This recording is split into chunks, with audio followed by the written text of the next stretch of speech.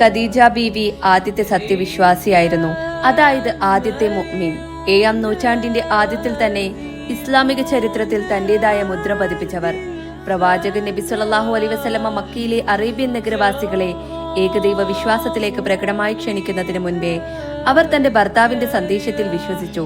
തന്റെ അവസാന ശ്വാസം വരെ എല്ലാ കഠിനഘട്ടങ്ങളിലും അവർ പ്രവാചകനോടൊപ്പം നിന്നു. പ്രവാചകന്റെ ദൈവനിയോഗത്തിൽ പതരാത്ത വിശ്വാസത്തോടുകൂടെ അവർ പ്രവാചകന്റെ ഹൃദയത്തിന്റെ സത്യസന്ധതയിലും ആത്മാവിന്റെ കുലീനതയിലും സാക്ഷിയായി. അദ്ദേഹത്തിന് കളങ്കമറ്റ സ്നേഹം നൽകി. അദ്ദേഹത്തിന്റെ നിശ്ചയദാർഢ്യത്തെ താങ്ങി നിർത്തി. ഇന്ന് എന്നത്തേക്കാൾ കൂടുതൽ എടുത്തു പറയേണ്ട ഒന്നാണ്, പ്രവാചക സന്ദേശം ആദ്യമായി സ്വീകരിച്ചത് ഒരു വനിതയായിരുന്നു എന്നത്. പല തീരുമാനങ്ങളും നബി സല്ലല്ലാഹു അലൈഹി വസല്ലമയെ ഭയപ്പെടുത്തിയപ്പോൾ ഖദീജയുടെ ശാന്തമായ കനിവിലും അറിവിലും അദ്ദേഹം ആശ്രയം തേടി. മക്കയിൽ വ്യാപകമായ അന്യായങ്ങളും അധാർമികതയും ആത്മീയ ശൂന്യതയുമെല്ലാം യുവാവായ മുഹമ്മദിനെ അസ്വസ്ഥനാക്കി. ജാഹിലിയ കാലത്തെ അജ്ഞതയുടെയും വിഡ്ഢിത്തത്തിന്റെയും അന്ധകാരമെന്നാണ് അദ്ദേഹം അതിനെ വിശേഷിപ്പിച്ചത്. അക്കാലത്തെല്ലാം സഹായിയായി സ്നേഹം പകർന്നുകൊണ്ട് ബീവി കൂടെയുണ്ടായിരുന്നു. അധികവും നബി സല്ലല്ലാഹു അലൈഹി വസല്ലമ വീടിനടുത്തുള്ള കുന്നിൻ മുകളിലെ ഗുഹയിലേക്ക് പോവുകയും മടങ്ങി വരുമ്പോൾ മക്കയുടെ ഹൃദയമായ പരിശുദ്ധ കഅബ സന്ദർശിക്കുകയും ചെയ്യുമായിരുന്നു. ഖദീജ ബീവിയുടെ വീടും അള്ളാഹുവിന്റെ വസതിയായ കഅബയും തമ്മിൽ കുറഞ്ഞ ദൂരമേ നടക്കാനുണ്ടായിരുന്നുള്ളൂ. CE 610 പ്രകാശപൂരിതമായ ആ രാത്രി ബീവിയുടെ ഭർത്താവിന് 40 വയസ്സായപ്പോൾ തന്റെ മക്കയ്ക്കടുത്തുള്ള ഗുഹയിലെ ഏകാന്തവാസം അദ്ദേഹം കുറച്ചു. വിശദീകരിക്കാനാവാത്ത എന്തോ ഒന്ന് സംഭവിച്ചിരിക്കുന്നു. അള്ളാഹുവിന്റെ വഹയുമായി ജിബ്രീൽ അലൈഹിസ്സലാം പ്രവാചകനരികിലെത്തി. ഭയപ്പാടോടെ അദ്ദേഹം വിറങ്ങലടിച്ചിരുന്നു. ഖദീജയുടെ സാമീപ്യം അദ്ദേഹത്തിന് ആശ്വാസം നൽകി. താൻ അനുഭവിച്ചതെല്ലാം വിശ്വാസത്തോടെ ബീവിയെ കേൾപ്പിച്ചു. തന്റെ ശരീരത്തെ പിടിച്ചുകുലുക്കിയ ആ ശബ്ദത്തെക്കുറിച്ച് വിശദീകരിച്ചു. ആ ശബ്ദം പറഞ്ഞതുപോലെ ഞാനും ഉരുവിട്ടപ്പോൾ ജിബ്രീൽ അലൈഹിസ്സലാം മടങ്ങി. ആ വരികൾ എന്റെ ഹൃദയത്തിൽ ആലേഖനം ചെയ്തതുപോലെ തോന്നി.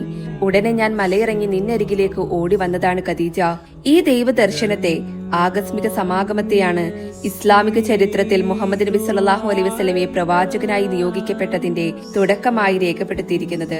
ജിബ്രീൽ അലൈഹിസ്സലാമിന്റെ നിർദ്ദേശങ്ങൾ പിന്നീട് വിശുദ്ധ ഖുർആനായി രൂപപ്പെട്ടു. തന്റെ ദൗത്യം വ്യക്തമാകാത്തതിനാൽ മുഹമ്മദ് നബി പരിഭ്രമിച്ചു. ഖദീജയിൽ അഭയം തേടി. കേവലം വിചിത്ര കൽപ്പന മാത്രമായിരുന്നു അത്. മക്കയിൽ തങ്ങളുടെ സ്വപ്നങ്ങളെയും വ്യാമോഹങ്ങളെയും അടിസ്ഥാനമാക്കി കഥകൾ പറയുന്നത് കവികളായിരുന്നു. ബീവിക്കരികിൽ അവരെ ചാരി പ്രവാചകൻ വീട്ടിൽ തന്നെയിരുന്നു. അവർ നബിയെ പുതപ്പിട്ട് മൂടി സാന്ത്വനം നൽകി. ആ കാൽപ്പനിക കവികളെ പോലെയല്ല താങ്കളെന്ന് ബീവി നബിക്ക് ഉറപ്പ് നൽകി. ബീവി അദ്ദേഹത്തെ വിശ്വസിച്ചു. നബി സല്ലല്ലാഹു അലൈഹി വസല്ലമയിൽ വിശ്വസിച്ചു. ഒരുപാട് വർഷങ്ങൾക്ക് മുൻപാണ് ഖദീജ മുഹമ്മദ് നബി സല്ലല്ലാഹു അലൈഹി വസല്ലമയെ വിവാഹം ചെയ്യുന്നത്. പ്രഭു കുടുംബത്തിലെ ഖുവൈലിദ് ഫാത്തിമ ദമ്പതികളുടെ 4 മക്കളിൽ ഇളയവൾ ഖദീജ. സുന്ദരിയായ ഖദീജയുടെ കുലീനതയും വിനയവും ഖുറൈശികളെയെല്ലാം ആകർഷിച്ചു. തങ്ങളുടെ മകൾക്ക് അനുയോജ്യനെന്ന് ഖുവൈലിദിനും ഫാത്തിമയ്ക്കും തോന്നിയ വ്യാപാരിയായ അത്വീഖ് ഇബ്നു ആയിദുമായി ബീവിയുടെ വിവാഹം നടന്നു. സന്തുഷ്ടമായ ദാമ്പത്യത്തിന്റെ 1.5 വർഷത്തിനു ശേഷം അത്വീഖ് മരണപ്പെട്ടു. പിന്നീട് അവർ തമീം ഗോത്രത്തിലെ അബൂഹാലയെ വിവാഹം ചെയ്തു. ആ ജീവിതത്തിനിടയിൽ ബീവിയെ വിധവയാക്കി അബൂഹാല മരണത്തിന് കീഴടങ്ങി. പിന്നെ ബീവിയുടെ മാതാപിതാക്കളും മരണമടഞ്ഞു. ഏകാന്തവാസം വിടിഞ്ഞ് പിതാവിന്റെയും മുൻ ഭർത്താക്കന്മാരുടെയും മരണത്തിന് ശേഷം കിട്ടിയ അനന്തര സ്വത്തുക്കളുമായി ഖദീജ ബീവി കച്ചവടത്തിനിറങ്ങി. പല പ്രമാണിമാരും വിവാഹം ആലോചിച്ചെങ്കിലും ബീവി നിരസിച്ചു. തന്റെ കച്ചവട സംഘത്തെ നയിക്കാനെത്തിയ അബൂ താലിബിന്റെ സഹോദരപുത്രന്റെ സത്യസന്ധതയും ഉന്നത സ്വഭാവ മൂല്യങ്ങളും ബീവിയെ ആകർഷിച്ചു. അദ്ദേഹത്തിനെ കുറിച്ചുള്ളതിലെല്ലാം തന്നെ ബീവി ആകർഷിതയായിരുന്നു. അതിനാൽ തന്നെ അവർ മുൻകൈയെടുത്ത് വിവാഹാലോചനയുമായി മുൻപോട്ടു പോയി. എന്തായിരിക്കും അവർ നബിയിൽ കണ്ടത്? സൗന്ദര്യവും സത്യസന്ധതയും തേജസ്സുമുള്ള അൽ അമീനുമായി സംവദിക്കുന്നത് ആളുകൾ ആസ്വദിച്ചിരുന്നു. അൽ അമീനിന്റെ ഊർജിത പ്രഭാവത്തിലുപരി എന്തൊക്കെയോ ബീവി കണ്ടിരുന്നു. ആദ്യകാലത്തിൽ എഴുതപ്പെട്ട പ്രവാചക ചരിത്ര പ്രകാരം CE 8-ാം നൂറ്റാണ്ടിന്റെ മധ്യത്തിൽ തന്റെ ഭർത്താവിന് എന്താണ് സംഭവിച്ചതെന്ന് കേട്ട ഉടനെ തന്നെ ബീവി അതിനെക്കുറിച്ച് അന്വേഷിച്ചു തുടങ്ങിയിരുന്നു. അറിവിലും പാണ്ഡിത്യത്തിലും ബീവി എന്നും ആദരിച്ചിരുന്ന പിതൃ സഹോദരനായ വറഖത്ത് ബിൻ നൗഫലിനരികിലെത്തി തന്റെ ഭർത്താവുമായി ബന്ധപ്പെട്ട കാര്യങ്ങൾ അവതരിപ്പിച്ചു. വറക്ക ആശ്ചര്യത്തോടെ ഉച്ചത്തിൽ ശബ്ദമുണ്ടാക്കി. നമ്മൾ കാത്തിരിക്കുന്ന പ്രവാചകൻ നിന്റെ ഭർത്താവ് തന്നെയാണ് ഖദീജ. പ്രവാചകന്റെ ലക്ഷണങ്ങൾ തിരിച്ചറിഞ്ഞ വറക്ക ഖദീജയോട് അവരുടെ ഭർത്താവിന് ധൈര്യവും പിന്തുണയും നൽകാൻ പറഞ്ഞു. 7-ാം നൂറ്റാണ്ടിൽ മറ്റെല്ലാ അറേബ്യൻ ഉപദ്വീപുകളെ പോലെ മക്കയിലെ സമൂഹവും ഗോത്രവർഗമായിരുന്നു. ഒരു ശക്തമായ ഗോത്രത്തിൽപ്പെട്ടതാണെങ്കിലും തന്റെ ഗോത്രത്താൽ ഉപേക്ഷിക്കപ്പെട്ട ഒരു മനുഷ്യൻ തീർച്ചയായും അവരെ ഭയക്കേണ്ടിയിരിക്കുന്നു. അത് മുഹമ്മദിനെ പോലെ ഒരു അനാഥൻ. ഇതിനാൽ തന്നെ ഖദീജ മുഹമ്മദിന്റെ കവചമായി മാറി. തന്റെ ഭർത്താവ് ഏറ്റവും ദുർബലനായിരിക്കുമ്പോൾ ധൈര്യം നൽകി. ഏറെക്കുറെ സ്ത്രീയുടെ പദവി അപൂർണവും വൈരുദ്ധ്യവും നിറഞ്ഞ കാലമായിരുന്നു അത്. ഗോത്രക്കാർ സ്ത്രീത്വത്തെ കളങ്കപ്പെടുത്തുകയും സ്ത്രീ സഹജമായ എല്ലാ കാര്യങ്ങളും ദുർബലവും അവർ പൊതുവെ താഴ്ന്നവരുമാണെന്ന് കണക്കാക്കി. പെൺമക്കൾ മാത്രമുള്ള പിതാക്കന്മാരെ മക്കളില്ലാത്തവർ എന്ന് വിളിക്കപ്പെട്ടു. ചില പിതാക്കന്മാർ അവരുടെ പെൺമക്കളെ വധിക്കുകയും ഒരു മകളുടെ പിതാവ് എന്ന പദവി ഇല്ലാതായതിൽ അഹങ്കരിച്ച് നടക്കുകയും ചെയ്തു. മറുവശത്ത് മക്കയിൽ എഴുത്തും വായനയും അറിയുന്ന പുരുഷന്മാരെക്കാൾ സമ്പത്തുണ്ടാക്കുന്ന സ്ത്രീകൾ ഒരുപാടുണ്ടായി. ഖദീജ ബീവിയെ പോലെ ഖുറൈശി ഗോത്രത്തിലെ പ്രമാണിമാരിൽ പെട്ടതായിരുന്നു ബീവിയുടെ മാതാപിതാക്കൾ. അതിനാൽ തന്നെ ബീവിക്ക് മൂലധനമുണ്ടായിരുന്നു, ബന്ധങ്ങളുണ്ടായിരുന്നു, കുട്ടികളുണ്ടായിരുന്നു, പിന്നെ ബഹുമാനവും. അവർ ധീരയും വിവേകിയും സ്വതന്ത്രയുമായിരുന്നു. വർഷങ്ങൾക്ക് മുൻപുള്ള വേനൽക്കാലത്തെ ആ വിധി നിർണായകമായ രാത്രി ഖദീജ ബീവി റോമിലേക്ക് അയക്കുന്ന ചരക്കുകളുടെ മേൽനോട്ടത്തിനായി മുഹമ്മദ് നബിയെ നിയമിച്ചു.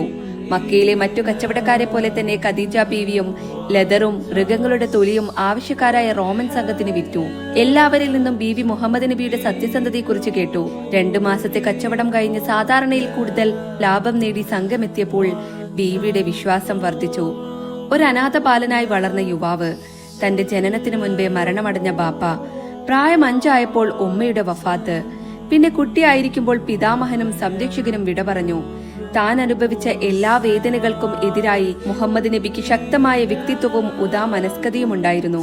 പ്രവാചകന്റെ വർണ്ണനകൾക്കപ്പുറത്തെ മനോഹാരിതയും സ്വഭാവത്തിലുള്ള മതിപ്പും കാരണം ഖദീജ ബീവി വിവാഹാലോചന നടത്തി. തന്റെ പ്രായവും വിധവയെന്ന സ്ഥാനവും കാരണം അദ്ദേഹം തന്നെ നിരസിക്കുമോ എന്ന് ബീവി ആശങ്കയിലായി.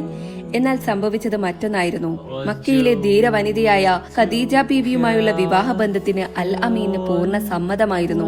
20 പെൺ ഒട്ടകങ്ങളെ മഹറായി നൽകിയ ആ മഹത്തായ വിവാഹം അള്ളാഹുവിന്റെ അനുഗ്രഹത്തോടെ 2 കുടുംബങ്ങളുടെയും സമ്മതത്തോടുകൂടെ നടന്നു. ബീവിക്ക് 40ഉം പ്രവാചകന് 25ഉമായിരുന്നു പ്രായം.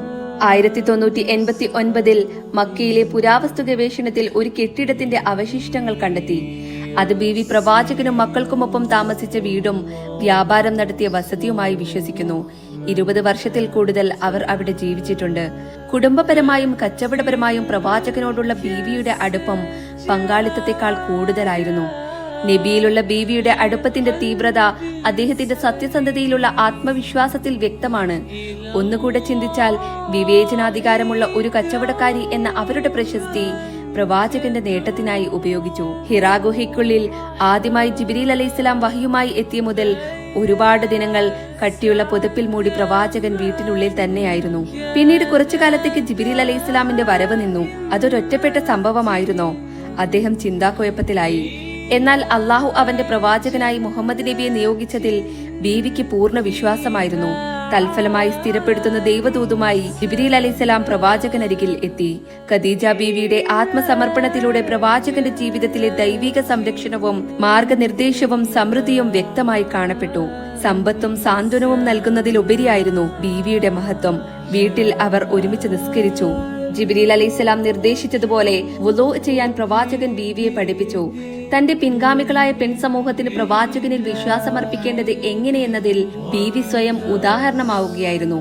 3 വർഷത്തോളം പ്രവാചകൻ തനിക്ക് കിട്ടിക്കൊണ്ടിരിക്കുന്ന ദൈവ സന്ദേശം തന്റെ വീട്ടിലെ അംഗങ്ങളായ ഖദീജ ബീവി, അവരുടെ മകൾ, പിന്നെ കൂടെ താമസിക്കുന്ന പിതൃവ്യന്റെ മകൻ ഇളം പ്രായക്കാരനായ അലി, വഹീ പ്രകാരം പ്രവാചകൻ ഖുറൈശികളുമായി അത് പങ്കുവെച്ചെങ്കിലും ചുരുക്കം പേരെ അതിനെ ഗൗനിച്ചിരുന്നുള്ളൂ. ആദ്യകാല വിശ്വാസികളിൽ ഒന്നാമനായി വ്യാപാരിയായ അബൂബക്കർ കടന്നു വന്നു. മക്കയിലെ വ്യാപാര ബന്ധങ്ങളിൽ അവകാശമില്ലാത്ത ദരിദ്രരും അടിമകളും പ്രവാചക സന്ദേശം സ്വീകരിച്ചു. അതിലൊന്നാമനായിരുന്നു സെയ്ദ്.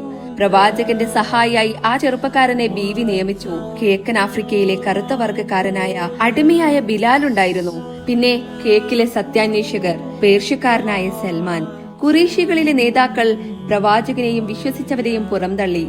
അവരുടെ കോടാനുകോടി ദൈവങ്ങളെ ആളുകൾ തിരസ്കരിക്കുമോ എന്നവർ ഭയന്നു. അതിനാൽ മുഅ്മിനീങ്ങളുടെ കച്ചവട സാധ്യതകളെ തടസ്സപ്പെടുത്തുകയും അധികാരങ്ങൾ ദുർബലപ്പെടുത്തുകയും ചെയ്തു. അവരുടെ വെറുപ്പിന് മറ്റൊരു കാരണമുണ്ടായിരുന്നു. ഖുർആൻ അവരുടെ വിശ്വാസത്തെയും ജീവിത രീതിയെയും വിമർശിച്ചിരുന്നു. പ്രവാചകനും അതിനു പകരമായി അവർ അവരെ അവഹേളിക്കുകയും പീഡിപ്പിക്കുകയും ചെയ്തു. ഒരു സ്ത്രീ എന്ന നിലയിൽ ആദ്യമൊക്കെ ബീവി പരിഗണിക്കപ്പെട്ടെങ്കിലും അധികം വൈകാതെ ബീവിയുടെ നില പ്രവാചകനെയും കുടുംബത്തെയും സംരക്ഷിക്കാൻ പര്യാപ്തമല്ലാതായി തീർന്നു. ഖുറൈശി നേതാക്കൾ പ്രവാചകനെയും അനുയായികളെയും നാടുകടത്താൻ തീരുമാനിച്ചു. ഒടുവിൽ പ്രവാചകനും അനുയായികളും 3 വർഷത്തോളം അടിസ്ഥാന സൗകര്യങ്ങളൊന്നുമില്ലാതെ മക്കയ്ക്ക് പുറത്തെ ശൂന്യമായ തായ്വാരത്ത് ഒതുങ്ങിക്കൂടി. അന്നും വിശ്വസ്തിയായ പ്രവാചക പത്നി ഖദീജ ബീവി അവർക്കൊപ്പമുണ്ടായിരുന്നു. CE 619 ആ തായ്വാരത്ത് വെച്ച് വഫാത്താകുന്നത് വരെ, അതിന് 3 ദിനങ്ങൾക്ക് മുൻപായിരുന്നു പ്രവാചക പിതൃവ്യനും അലിയുടെ പിതാവുമായ അബൂ താലിബിന്റെ മരണം. പ്രവാചകന്റെ അതിശക്തമായ 2 പരിപാലകരായിരുന്നു അവർ. പ്രവാചകൻ അതിനെ ഇരുണ്ട വർഷമെന്ന് വിളിച്ചു, ദുഃഖത്തിന്റെ വർഷം. പിന്നീട് പ്രവാചകൻ മക്ക വിട്ടു. മറ്റൊരു പരമാർത്ഥത, ഒരു പ്രവാചകനും തന്റെ ജന്മനാട്ടിൽ സ്വീകാര്യതയില്ലായിരുന്നു. ഖദീജ ബീവിയുടെ മരണാനന്തരം പ്രവാചകന് തന്റെ വീട് വിടേണ്ടി വന്നു. CE 622 പ്രവാചകന്റെ ജീവിതത്തിൽ പുതിയ അധ്യായം തുറക്കപ്പെട്ടു. മദീനയിലെ വിശാലതയിലേക്ക് പുതിയ വിശ്വാസികൾ നബിയെ സ്വാഗതം ചെയ്തു. ഖദീജ ബീവി വഫാത്തായി 1 ദശാബ്ദം പിന്നിടുന്നതിന് മുൻപേ വിജയാഹ്ലാദത്തോടുകൂടെ പ്രവാചകൻ മക്കയിലേക്ക് തന്നെ മടങ്ങി. 1 ദശാബ്ദം പിന്നിട്ടപ്പോൾ അദ്ദേഹത്തിന്റെ അനുയായികൾ ലോകം പിടിച്ചടക്കാൻ ഏകദൈവ വിശ്വാസത്തിന്റെ മഹത്വം പ്രചരിപ്പിക്കാനുള്ള സംരംഭം ആരംഭിച്ചു. തന്നോടൊപ്പം ജീവിച്ച പ്രിയതമയുടെ ഖദീജ ബീവിയുടെ നല്ല ഓർമ്മകൾ പ്രവാചകൻ ഇടയ്ക്കിടെ തന്റെ കൂട്ടാളികളോട് പങ്കുവെക്കാറുണ്ടായിരുന്നു. ബീവി നീണ്ടകാലം ജീവിച്ചിരുന്നെങ്കിൽ ഇസ്ലാമിന്റെ ചലനവും പുരോഗതിയും വ്യത്യസ്തമുള്ളതായേനെ. പ്രവാചകനെ എല്ലാവരും കല്ലെറിഞ്ഞപ്പോഴും കൈവിടിഞ്ഞപ്പോഴും തോൽക്കാതെ പതറാതെ കൂടെ നിന്നതും ചേർത്ത് പിടിച്ചതും ബീവിയാണ്. കാസിമിന്റെ, സൈനബിന്റെ, റുക്കിയയുടെ, ഉമ്മ കുൽസുവിന്റെ, ഫാത്തിമയുടെ, അബ്ദുള്ളയുടെ പ്രിയപ്പെട്ട ഉമ്മ ലോകം കണ്ട ഏറ്റവും നല്ല കുടുംബിനിയായിരുന്നു. എന്റെ ഖദീജയ്ക്ക് പകരം ഖദീജയല്ലാതെ മറ്റാരുമില്ല എന്ന പ്രവാചക വചനത്തിലുപരി ബീവിയെ വർണ്ണിക്കാൻ മറ്റൊരു വചനവും തേടേണ്ടതില്ല. പ്രവാചകന്റെ ഖദീജ ചരിത്രം കണ്ട അത്യുന്നതിയായ വീരനായികയാണ്.